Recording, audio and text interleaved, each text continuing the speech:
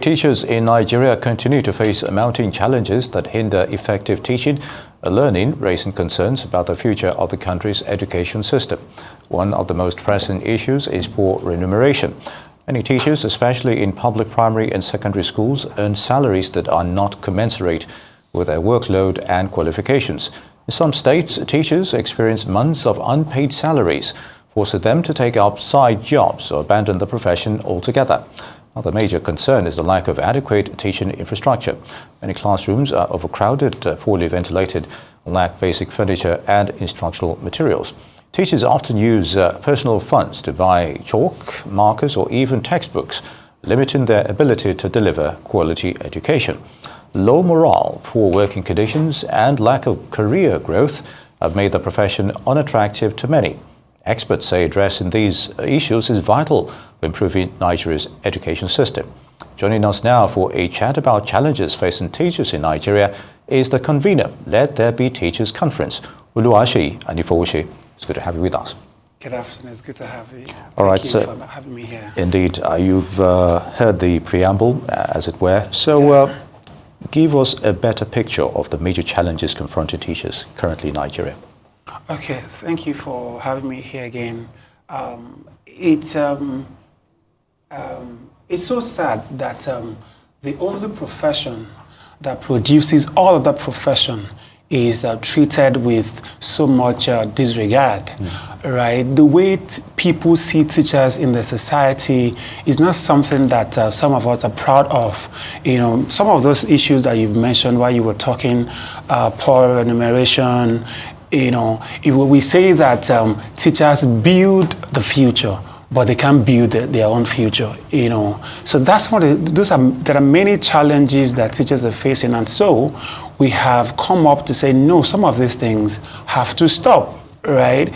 One of the philosophies that I live by is that it's from an anonymous philosopher. It says that values and institutions are not given to us by God or by nature. If they don't suit our purposes, we have the right to change them. And so that's what we're trying to do. You know, we're not satisfied with the state of the teaching profession, the state of teachers, and we've come up to say, no, this has to stop.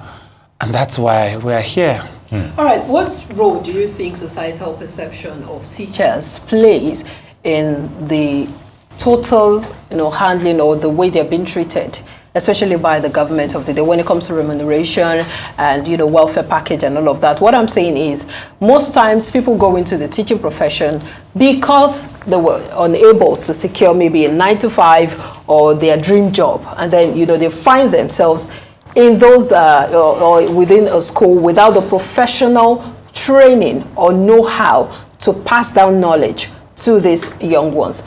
What do you think, or what role do you think that has or plays in how teachers are being treated in the society? See, teaching has become a last resort, right? Teaching has become, you don't get that kind of job you wanted, and so you go for teaching, right? And until that begins to change, people will not value the profession. And that's one of the things that we're trying to say. We must make the profession valuable and regarded, right? We can't make teaching the last resort. I normally would say that I am a teacher by choice and not by chance. And why do I normally say that? Because many people started teaching because they didn't get the kind of job they wanted. And so we have to now begin to change the narrative. And what do we need to do? Our colleges of education, we need to work on them. Our faculties of education, we need to work on them, because that's where it starts from. When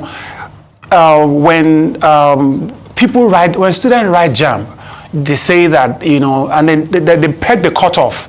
You score 300, you score 250, you go to the college, you go to the university and get the course that you want, and then followed by a lower score, you go to polytechnic, and then the lowest score, you then go to colleges of education, and then even when you go to the university, you probably apply for law. If you don't get law, if you don't get English, then they push you into the faculty of education. So these things have to change, and then you can't blame people. All right, people have to live good life. They have to live better life, and so they have seen that for you to live a better life, for you to live good in the society, teaching sometimes doesn't look like it.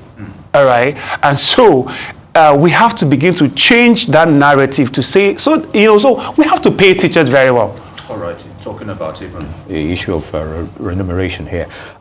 If you were to draw a comparison between teachers who work in the public sector, public schools, and of course even the private school as well, how proactive are their working conditions in terms of remuneration, in terms of, is there any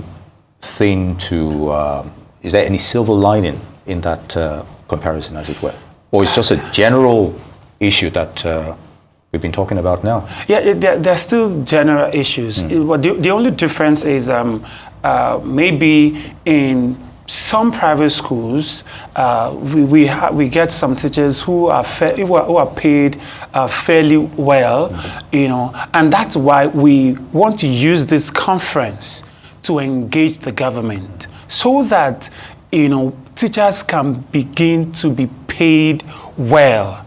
Right, that's what we're trying to do to engage. Okay, so what are the key areas you'll be looking at during this conference? Who are the facilitators? What exactly should people look forward to? Who are the people you're expecting to attend? All right, so the Let There Be Teachers Conference is a Guinness World Record. We're setting a Guinness World Record as the largest gathering of teachers in the world. And what are we trying to do? We're putting together 60,000 teachers together, so this is, I'm trying to give you a picture of what Martin Luther King did in 1963 in March in Washington, where he put people together. So we're creating a movement of teachers who, with one voice, will be able to say, teachers matter in the society, and we must begin to give us our rightful place. So the Minister of Education is going to be in attendance. We're engaging all of the stakeholders. We've sent invitation to the chairman Committee on Education of the National Assembly of the House of Representatives. We've invited the Speaker House of Representatives, who is also a teacher himself. All right, so we're bringing these people together on a policy dialogue panel session. All right, so if I may come in, two things here. What has been the response of you convening this conference, and what happens next after the conference? What's the follow-up, process, as it were? Have you met your objectives? How are you going to carry on that trajectory, as it were? Yeah, so the response has been good, I must say, and we will continue to engage.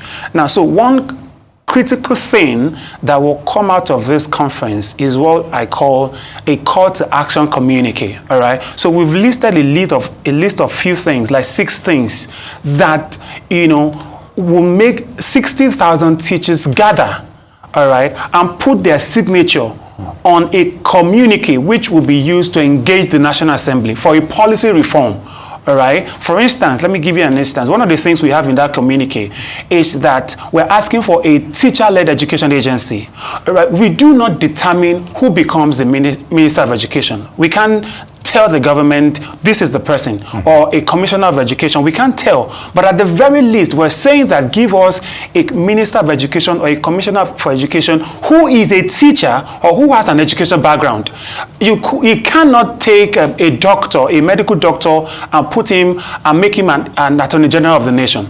All right. But what happens in the education is we have people who don't really have background in education to lead education. They say who wears the shoe knows where it pinches. We know, so for teachers who have been in the classroom, they know what is obtainable in the classroom, and when they are in the position where they can make policies or change policies, they know what to do. And so that communique will have, number one, give us a teacher-led education agency, and number 2 is a curriculum design. When it comes to curriculum design or redesign, teachers have to be there.